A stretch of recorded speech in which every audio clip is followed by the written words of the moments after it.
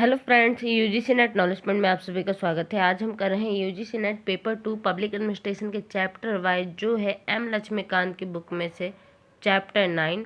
आइए स्टार्ट करते हैं। चैनल पर नए हैं तो चैनल को जरूर सब्सक्राइब करें, लाइक एंड शेयर करें। आज हम पढ़ेंगे फंडामेंटल ड्यूटीज क्या होती हैं। मौलिक कर्तव्य। मूल संविधान में मौलिक कर्तव्य का उल्लंघन नहीं था। संविधान में मौलिक कर्तव्य का समावेश स्वर्ण सिंह समिति की अनुशंसा पर 42वें संविधान संशोधन अधिनियम 1976 के द्वारा किया गया था। संविधान के भाग 4A 4A के अनुच्छेद 51A में कर्तव्य 10 कर्तव्यों का उल्लेख है। ये कर्तव्य निर्देशक सिद्धांतों की तरह ही है, जिनका औचित्य सिद्ध नहीं किया जा सकता। संविधान में इस प्रकार इन कर्तव्यों को प्रत्यक्ष लागू करने का कोई प्रावधान नहीं है। इसके अतिरिक्त इनके उल्लंघन पर सजा के तौर पर कानूनी कार्यवाही का प्रावधान भी नहीं है। संविधान के अनुसार भारत के प्रत्येक नागरिक को यह कर्तव्य होगा कि क्या कर्तव्य है।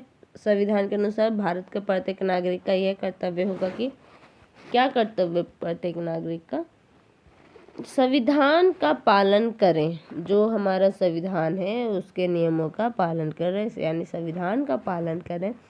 उनके आदर्शों, संस्थाओं, राष्ट्रीय ध्वज और राष्ट्रीय गान का आदर करें। सेकंड है, स्वतंत्रता के लिए हमारे राष्ट्रीय आंदोलन को प्रेरित करने वाले उच्च आदर्शों को संजोए रखें और उनका अनुपालन करें। नेक्स्ट है, भारत की संप्रभुता, एकता और अखंडता की रक्षा करें और उसे अक्षुण्ण रखें। फोर्थ है, देश की रक्षा करें और आह्वान पर राष्ट्र की तत्परता से सेवा करें। फिफ्थ है, भारत के नागरिकों में समरसता और भाईचारे की भावना का प्रसार करें। जो धर्म, भाषा और प्रदेश या वर्ग आधारित भेदभाव से परे हो तथा ऐसी प्रथाओं का त्याग करें जो स्त्रियों के सम्मान के विरुद्ध हो। 6 पॉइंट है, भारत की मिलीजुली संस्कृति की गौरवशाली परंपरा का महत्व समझें और उनका परीक्षण करें। 7 है, पर्यावरण अर्थात वन, झील, नदी और वन्य जीवन की रक्षा करें तथा प्राणी मात्र के प्रति दया भाव रखें। 8 पॉइंट है, वैज्ञानिक दृष्टिकोण, मानववाद और ज्ञानार्जन तथा सुधार की भावना का विकास करें। 9 पॉइंट है, सार्वजनिक संपत्ति को सुरक्षित रखें और हिंसा से दूर रहें। 10 पॉइंट है, व्यक्तिगत एवं सामूहिक गतिविधियों के सभी क्षेत्रों में उत्कर्ष की ओर बढ़ने का निरंतर प्रयास करें, जिससे राष्ट्र निरंतर प्रगति करे और उपलब्धि की नई ऊंचाइयों को छू ले। उपलब्धि की नई ऊंचाइयों को क्या करें? छू ले। संघीय प्रणाली, फेडरल सिस्टम क्या है? भारतीय संविधान में संघीय सरकार का प्रावधान है।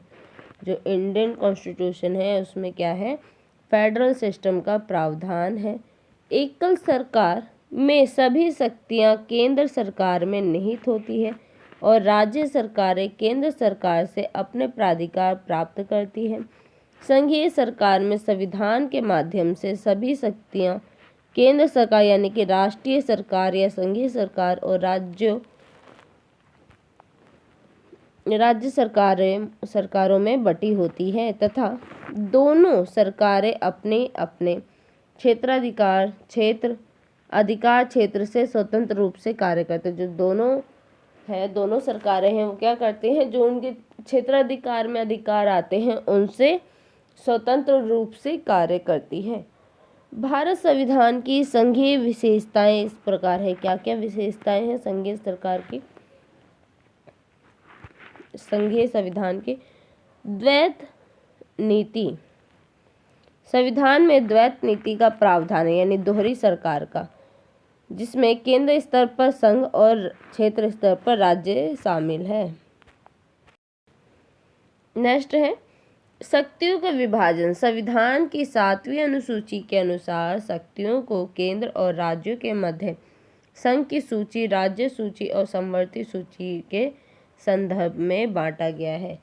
नेक्स्ट है लिखित संविधान। भारत का संविधान एक लिखित संविधान है जो केंद्र तथा राज्य सरकारों दोनों की संगठन शक्तियों और सीमाओं को परिभाषित करता है। नेक्स्ट है सर्वोच्च संविधान। संविधान देश का सर्वोच्च कानून है तथा केंद्र और राज्यों के कानून संविधान के अनुरूप होने चाहिए। 99वें संविधान। भारतीय संविधान 99वें संविधान है क्योंकि संघीय नीति अर्थात केंद्र राज्य संबंध और न्यायिक संगठन में केंद्र द्वारा कोई भी संशोधन अधिकांश राज्यों की स्वीकृति से किया जा सकता है।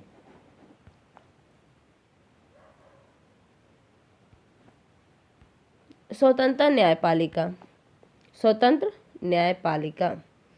भारतीय संविधान में उच्चतम न्यायालय की सर्वोपरि मानते हुए जो भारत संविधान में उच्चतम न्यायालय है उसको सर्वोपरि यानी सबसे ऊंचा मानते हुए स्वतंत्र न्यायपालिका का प्रावधान है। उच्चतम न्यायालय केंद्र और राज्यों अथवा राज्यों के मध्य विवाद का निपटान करता है। उच्चतम न्यायालय न्यायिक समीक्षा संबंधी अपनी शक्तियों का प्रयोग कर संविधान की सर्वोच्चता बनाए रखता है अर्थात केंद्र और राज्य सरकारों के उन कानूनों और नियमों को अवैध करार दे सकता है जो संविधान के प्रावधान के विरुद्ध हो।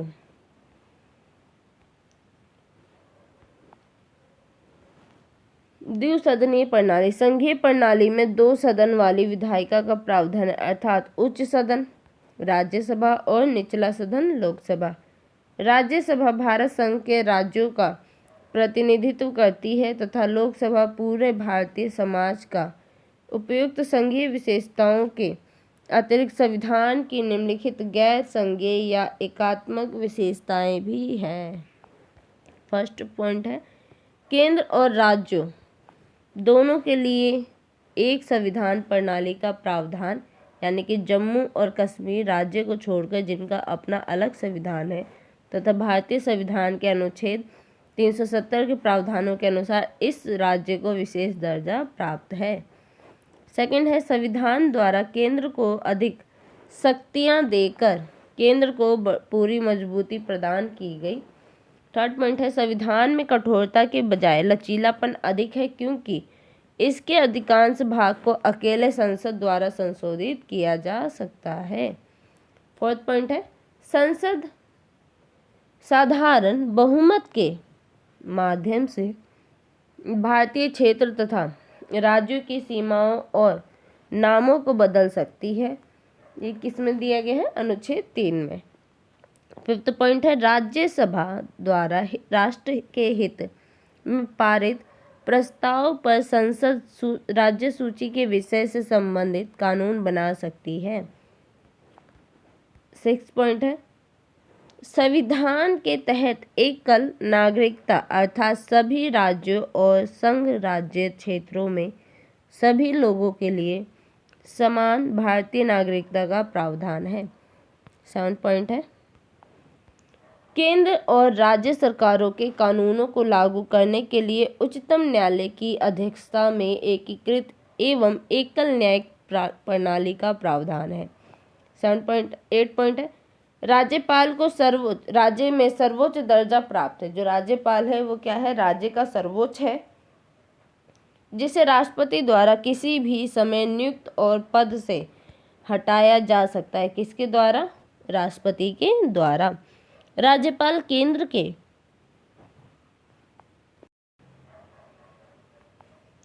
एजेंट के रूप में कार्य करता है। यह अनुच्छेद 155 और 56 में बताया गया है। 9 पॉइंट है भारतीय संघ के राज्यों का प्रतिनिधित्व राज्यसभा में असमान ढंग से अर्थात आबादी के आधार पर होता है। 10 पॉइंट है संविधान में अखिल भारतीय स्तर की सेवाओं भारतीय प्रशासनिक सेवा, भारतीय पुलिस सेवा, भारतीय विदेश सेवा का प्रावधान है। यह अनुच्छेद 312 में बताया गया है। इस सेवाओं के अधिकारी राज्य प्रशासन में उच्च पदों पर सेवाएं प्रदान करते हैं तथा इनकी नियुक्ति और पदोन्नति केंद्र द्वारा की जाती है। 11 पॉइंट है, संविधान के माध्यम से राष्ट्रीय, प्रांतीय और वित्तीय आपातकाल के दौरान केंद्र को असाधारण शक्तियां प्राप्त हो सकती है। 12 पॉइंट है, संसदीय तथा विधानसभा चुनावों के लिए संविधान में केंद्र स्तर पर निर्वाचन तंत्र का प्रावधान है। अनुच्छेद 324 में बताया गया है। 12 पॉइंट है, राज्यों के लेखा खातों की लेखा परीक्षा भारत के नियंत्रक और महालेखा परीक्षा द्वारा की जाती है। इनकी नियुक्ति पदच्युति राष्ट्रपति द्वारा ही की जाती है। जो पद मिलती है वो किसके द्वारा मिलती है? राष्ट्रपति के द्वारा ही मिलती है। इस प्रकार भारतीय संविधान पारंपरिक संघीय प्रणाली से अलग है, जिनमें अनेक एकल और गैर संघीय तात्विक विशेषताएं विद्यमान होने के साथ साथ केंद्र को अधिक शक्तियां प्रदान की गई है। तथापि संविधान में फेडरेशन यानी संघ शब्द का प्रयोग कहीं नहीं हुआ है। दूसरी ओर संविधान के अनुच्छेद 1 में भारत को राज्यों का संघ बताया गया है। संविधानविद इससे प्रेरित होकर ही भारतीय संविधान के संघीय चरित्र की चुनौती देने का साहस कर सकते हैं। Professor KC.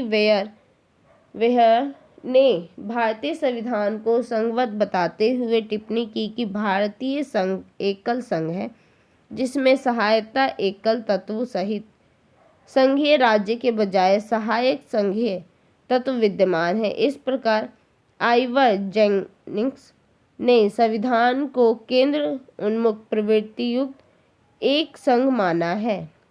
ग्रैनविल ऑस्टिन ने भारतीय संघवाद को सहकारी संघवाद बताया है। आइवर जेनिंग्स ने क्या बताया है? संविधान को केंद्र उन्मुख प्रवृत्ति का संघ बताया है। और ग्रैनविल ऑस्टिन ने भारतीय संविधान को सहकारी संघवाद बताया है।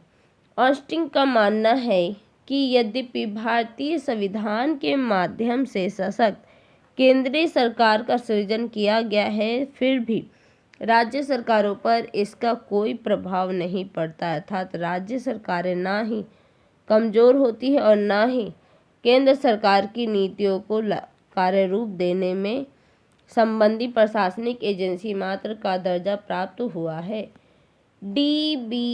डॉक्टर बी आर अम्बेडकर के अनुसार भारतीय राजनीतिक प्रणाली समय और परिस्थिति की अपेक्षानुसार एकीकृत और संघीय दोनों है। केंद्र राज्य विधायी संबंध सेंटर स्टेट लेजिस्लेटिव रिलेशंस क्या है? संविधान के अनुच्छेद 245 से 255 में भारतीय संघीय प्रणाली में केंद्र और राज्यों के मध्य विधायी संबंधों का उल्लेख है। इस विषय का उल्लेख कुछ और अनुच्छेदों में भी हुआ है, जिनका वर्णन इस प्रकार है। केंद्र और राज्य के विधान की क्षेत्रीय विस्तार सीमा। फर्स्ट पॉइंट है, संसद पूरे भारत अथवा भारत के किसी क्षेत्र के लिए कानून बना सकती है। जो संसद है वो किसी भी क्षेत्र के लिए क्या कर सकती है? कानून बना सकती है। भारतीय क्षेत्र के अंतर्गत राज्य, संघ राज्य क्षेत्र और भारत क्षेत्र में फिलहाल के लिए शामिल किए गए अन्य क्षेत्र आते हैं।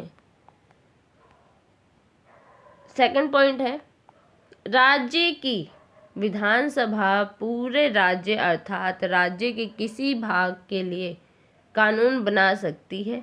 राज्य विधानसभा द्वारा बनाए गए कानून राज्य के बाहर लागू नहीं हो सकते हैं। थर्ड पॉइंट है, किसी क्षेत्र के बाहर के लिए विधान यानी संसद ही बना सकती है। इस प्रकार संसद के कानून विश्व के किसी भी भाग में भारतीय प्रजा अर्थात लोगों और उनकी संपत्तियों पर लागू होते हैं।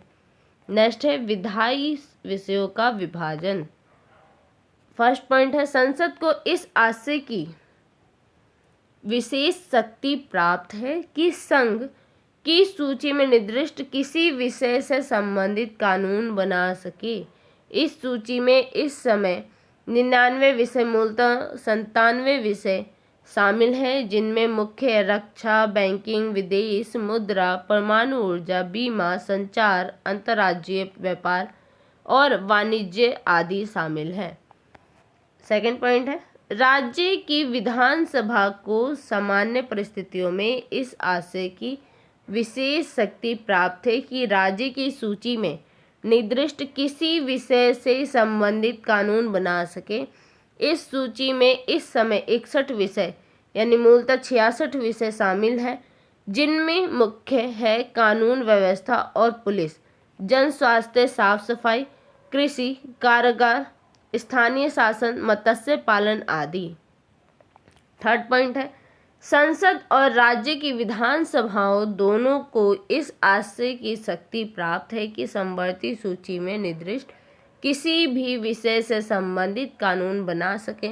इसके अतिरिक्त इस सूची में निर्दिष्ट किसी विषय पर केंद्र और राज्य के कानूनों के मध्य विवाद की स्थिति में केंद्रीय कानून ही मान्य है, न कि राज्य का कानून। समवर्ती सूची में इस समय 52 विषय मूलतः 57 विषय हैं शामिल है, जिनमें आपराधिक कानून और प्रक्रिया विधि, सिविल प्रक्रिया, विवाह और तलाक, वन, शिक्षा, आर्थिक और सामाजिक नियोजन, औषधियाँ, समाचार पत्र, पुस्तकें और मुद्रालय और अन्य विषय हैं। संविधान के 42वें संशोधन अधिनियम 1976 के माध्यम से राज्य सूची में शामिल विषयों में से 5 विषयों अर्थात कौन से 5 विषय हैं जो राज्य सूची में शामिल है?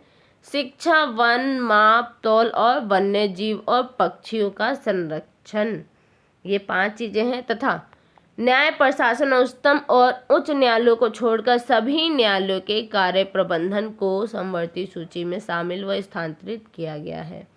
फोर्थ पॉइंट है संसद को इस आशय की भी विशेष शक्ति प्राप्त है कि उक्त तीनों सूचियों में से किसी भी सूची में शामिल न किया जाए या न किया गया विषयों से संबंधित कानून बना सके।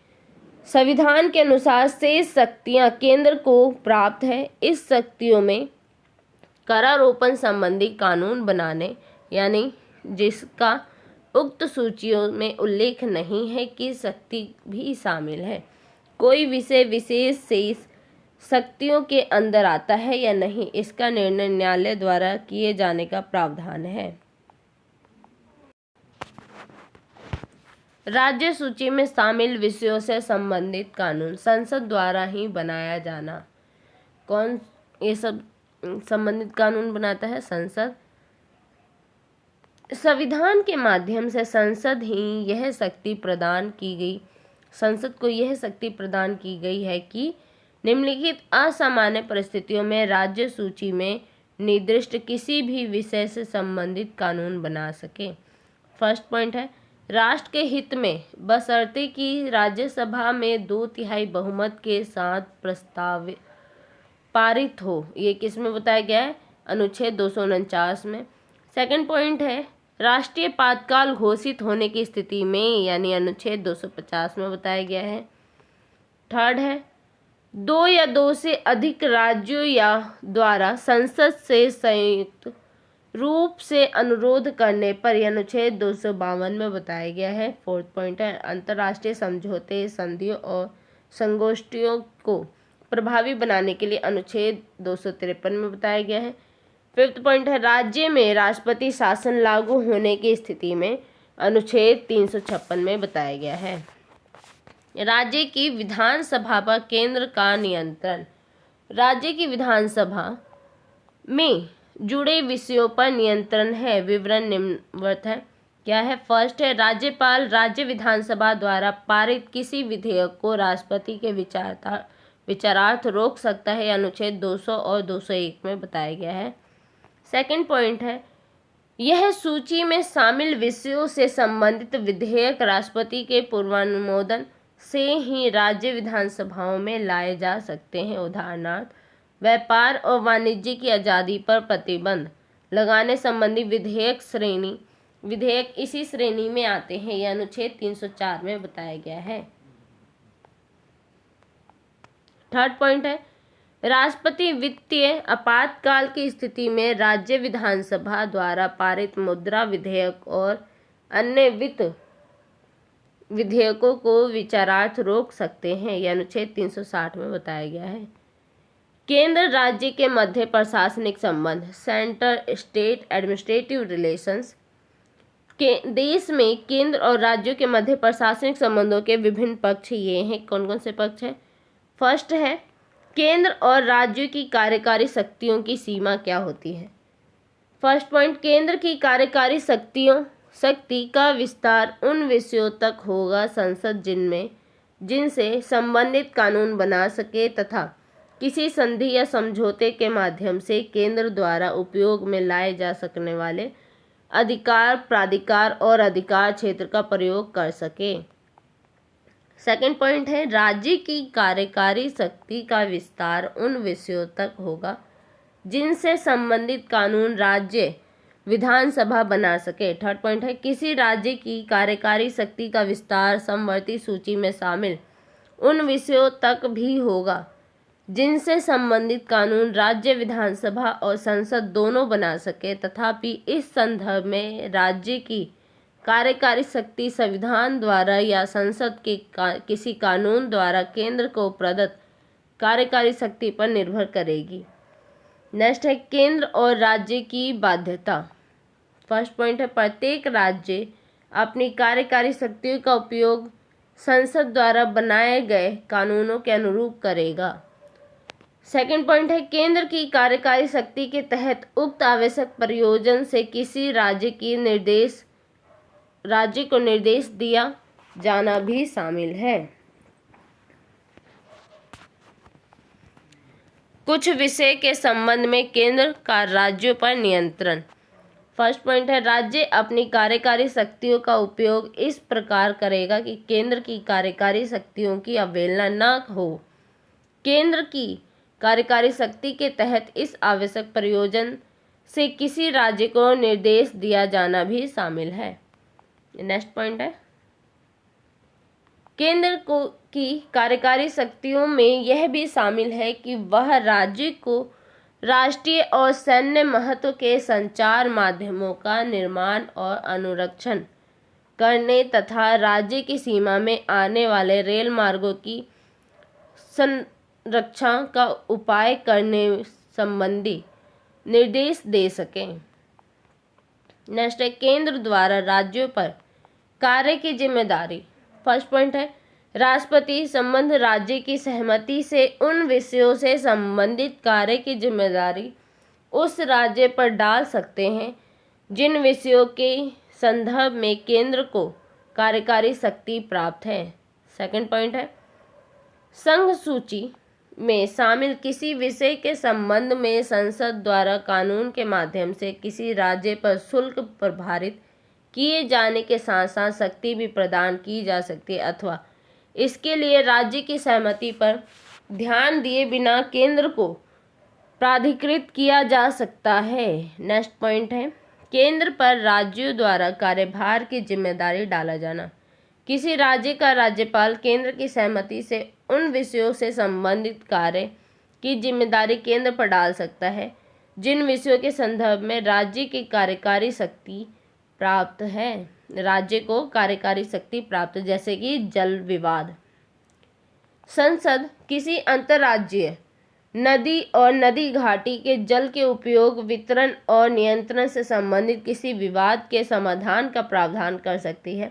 संसद यह प्रावधान भी कर सकती है कि ऐसे विवादों के संबंध में न ही उच्चतम न्यायालय द्वारा और न ही किसी दूसरे न्यायालय द्वारा अपने अधिकार का प्रयोग किया जाए। नेक्स्ट टॉपिक है सार्वजनिक अधिनियम, अभिलेख और न्यायिक कार्यवाही। फर्स्ट पॉइंट है इसका, भारत के पूरे क्षेत्र में सार्वजनिक अधिनियमों, अभिलेखों और केंद्र तथा राज्यों की न्यायिक कार्यवाहियों की पूरे निष्ठाभाव से श्रेय दिया जाएगा। सेकंड पॉइंट है सार्वजनिक अधिनियमों, अभिलेखों और न्यायिक कार्यवाहियों के औचित्य तथा प्रभावी परिणामों का निर्धारण करने के तरीकों तथा स्थितियों को संसद द्वारा तय किया जाएगा। थर्ड पॉइंट है भारत के पूरे क्षेत्र के किसी भाग में सिविल न्यायालयों द्वारा दिए गए निर्णय और पारित आदेश कानून के अनुसार किसी भी भाग में लागू हो सकते हैं। अंतर्राज्यीय परिषद, संविधान के अनुच्छेद 263 के तहत राष्ट्रपति अंतर्राज्यीय परिषद का गठन कर उसके कर्तव्यों, संगठन और कार्यविधि का निर्धारण यानी परिभाषित कर सकते हैं। इस परिषद को निम्नलिखित ढंग से सौंपे जाने वाले कार्यों का उल्लेख संविधान में किया गया है। कौन से कार्य हैं? फर्स्ट पॉइंट है राज्यों के मध्य विवाद की जांच पड़ताल का परामर्श देना। सेकंड है केंद्र और राज्य दोनों के लिए हितकर विषयों पर विचार विमर्श। और थर्ड पॉइंट है विशेषतः नीति और कार्य के मध्य बेहतर तालमेल जैसे किसी भी विषय से संबंधित अनुशंसा करना। ऐसी एक परिषद का गठन राष्ट्रपति द्वारा वर्ष 1990 में केंद्र राज्य संबंधों से संबद्ध सहकार्य आयोग की अनुशंसा के आधार पर किया गया था। यह आयोग के अध्यक्ष प्रधानमंत्री तत्कालीन और सदस्य में शामिल थे। जो इस आयोग में कौन शामिल होता था? जो उस समय के तत्कालीन प्रधानमंत्री थे और उनके अन्य सदस्य। फर्स्ट पॉइंट है इसका विधानसभा वाले सभी राज्य और संघ राज्य क्षेत्रों के मुख्यमंत्री इसमें शामिल हैं। सेकंड पॉइंट है बिना विधानसभा वाले संघ राज्य क्षेत्रों के प्रशासक भी शामिल है। थर्ड है कैबिनेट स्तर के 6 केंद्रीय मंत्री जिनमें प्रधानमंत्री द्वारा मनोनीत गृह मंत्री भी शामिल है। अंतर्राज्यीय परिषद आदेश 1990 में ये प्रावधान है कि परिषद 1 वर्ष से कम 3 बार बैठक करेगी। परिषद एक निकाय स्वरूप है जो अंतर्राज्यीय संबंधों, केंद्र राज्य संबंधों और केंद्र संघ राज्य क्षेत्र के संबंधों से जुड़े विषयों से संबंधित अनुशंसाएं करता है। परिषद का उद्देश्य ऐसे विषयों की जांच और इनसे संबंधित विचार विमर्श के द्वारा केंद्र, राज्यों और संघ राज्य क्षेत्रों के मध्य तालमेल को बढ़ावा देना है। क्षेत्रीय परिषद वर्ष 1956 के राज्य पुनर्गठन अधिनियम के द्वारा क्षेत्रीय परिषदों का गठन हुआ था। इस अधिनियम के माध्यम से देश को 5 क्षेत्रों में बांटा गया था और प्रत्येक क्षेत्र के लिए एक क्षेत्रीय परिषद का प्रावधान किया गया था। 5 क्षेत्र इस प्रकार, कौन कौन से 5 क्षेत्र आते हैं क्षेत्रीय परिषद में? सबसे पहले आता है उत्तरी क्षेत्र, जिसमें उत्तरी क्षेत्र में कौन से आते हैं? जम्मू कश्मीर, हिमाचल प्रदेश, हरियाणा, पंजाब, राजस्थान, दिल्ली और चंडीगढ़। ये किस में आते हैं? उत्तरी क्षेत्र में। इसका मुख्यालय कहाँ है? तो नई दिल्ली में है। सेकंड है मध्य क्षेत्र, इसमें कौन आता है? उत्तर प्रदेश और मध्य प्रदेश। इसका मुख्यालय कहाँ है? इलाहाबाद में। थर्ड पॉइंट है पूर्वी क्षेत्र। पूर्वी क्षेत्र में कौन कौन आते हैं? बिहार, पश्चिम बंगाल और उड़ीसा। इसका मुख्यालय कोलकाता में है। फोर्थ पॉइंट है पश्चिमी क्षेत्र। पश्चिम क्षेत्र जिसमें आते हैं गुजरात, महाराष्ट्र, गोवा, दादरा व नागर हवेली और दमन दीव। इसका मुख्यालय मुंबई में है। फिफ्थ पॉइंट है दक्षिणी क्षेत्र। दक्षिणी क्षेत्र में कौन से क्षेत्र आते हैं? आंध्र प्रदेश, कर्नाटक, तमिलनाडु, केरल और पुडुचेरी, जिसका मुख्यालय कहाँ है? चेन्नई में। प्रत्येक क्षेत्रीय परिषद में शामिल है, क्या शामिल है? केंद्रीय गृह मंत्री, क्षेत्र के अधीन सभी राज्यों के मुख्यमंत्री, क्षेत्र के अधीन प्रत्येक राज्य के 2 मंत्री, क्षेत्र के अधीन प्रत्येक संघ राज्य क्षेत्र के प्रशासक। इसके अतिरिक्त निम्नलिखित व्यक्तियों को क्षेत्रीय परिषद के सलाहकार के रूप में, जिसमें बैठकों में मत देने का अधिकार प्राप्त नहीं होगा, किया जा सकता है? क्या किया जा सकता है? फर्स्ट पॉइंट है योजना आयोग द्वारा नामित एक व्यक्ति। सेकंड है क्षेत्र के अधीन प्रत्येक राज्य सरकारों के मुख्य सचिव। ग पॉइंट है क्षेत्र के अधीन प्रत्येक राज्य के विकास आयुक्त। उक्त 5 क्षेत्रीय परिषदों का अध्यक्ष केंद्रीय गृह मंत्री होता है। प्रत्येक मुख्यमंत्री बारी बारी से 1 वर्ष के लिए परिषद का उपाध्यक्ष होता है। जो मुख्यमंत्री होते हैं वो क्या होते हैं? 1 वर्ष के लिए वहाँ के उपाध्यक्ष होते हैं। क्षेत्रीय परिषद का उद्देश्य राज्यों, संघ राज्यों और केंद्र के मध्य सहयोग और समन्वय यानी तालमेल को बढ़ावा देना है। क्षेत्रीय परिषदें विचार विमर्श के बाद आर्थिक और सामाजिक नियोजन, भाषाई अल्पसंख्यकों, सीमा विवाद, अंतर्राज्यीय परिवहन आदि आम विषयों से संबंधित अनुशंसाएं करती है। क्षेत्रीय परिषदें विचार विमर्श सेवाएं प्रदान करने वाले निकाय हैं। जो क्षेत्रीय परिषद है वो क्या है? परामर्श सेवा जो करते हैं देने वाली, प्रदान करने वाली निकाय है। नेक्स्ट है उक्त क्षेत्रीय परिषद के अतिरिक्त पूर्वोत्तर क्षेत्र परिषद का गठन भी एक अलग संसद अधिनियम यानी नॉर्थ ईस्टर्न काउंसिल एक्ट 1971 द्वारा किया गया था। यह परिषद असम, मणिपुर, मिजोरम, अरुणाचल प्रदेश, नागालैंड, मेघालय और त्रिपुरा की समस्याओं का निपटान करती है। वर्ष 1994 में सिक्किम को परिषद के 8वें सदस्य के रूप में शामिल किया गया। केंद्र राज्य वित्तीय संबंध। हमारी संघीय प्रणाली में केंद्र और राज्यों के मध्य वित्तीय संबंध से जुड़े विभिन्न पहलुओं से संबंधित संवैधानिक प्रावधान है वो है ये है केंद्र और राज्यों की कर प्रत्यारोपण संबंधी शक्ति। फर्स्ट पॉइंट है संसद संघ की सूची में शामिल विषय मदों पर कराधान संबंधी कानून बना सकती है। सेकंड पॉइंट है राज्य विधानसभा राज्य की सूची में शामिल मदों पर कराधान संबंधी कानून बना सकती है। थर्ड पॉइंट है कर संबंधी विधान के मामले में समवर्ती सूची में शामिल विषयों के लिए किसी कर का प्रावधान नहीं है। फोर्थ पॉइंट है संसद अपनी शेष शक्ति का उपयोग कर उपहार कर और व्यय कर लगा सकती है। केंद्र द्वारा आरोपित, संग्रहित और अपने पास रखे जाने वाले कर कौन से होते हैं? उनके पास रखे जाने वाले कर। इन करों का अधिकार केवल केंद्र को होता है। दूसरे शब्दों में इन करों का कोई संबंध राज्यों से नहीं होता। निम्नलिखित कर इन श्रेणी में आते हैं जैसे कि निगम कर किसके पास होता है? केंद्र के पास। निगम कर, सीमा शुल्क, आय पर प्रभार, व्यक्ति और कंपनियों की परिसंपत्तियों की पूंजीगत लागत यानी कृषि कानून के अतिरिक्त कर, संघ की सूची में शामिल विषयों से संबंधित शुल्क। केंद्र द्वारा प्रभारित किंतु राज्यों द्वारा संग्रहित और विनियोजित कर कौन से होते हैं? इस श्रेणी के तहत निम्नलिखित कर शामिल होते हैं। फर्स्ट पॉइंट है विनिमय पत्रों, चेकों, प्रतिज्ञा पत्रों और अन्य पर स्टैंप शुल्क।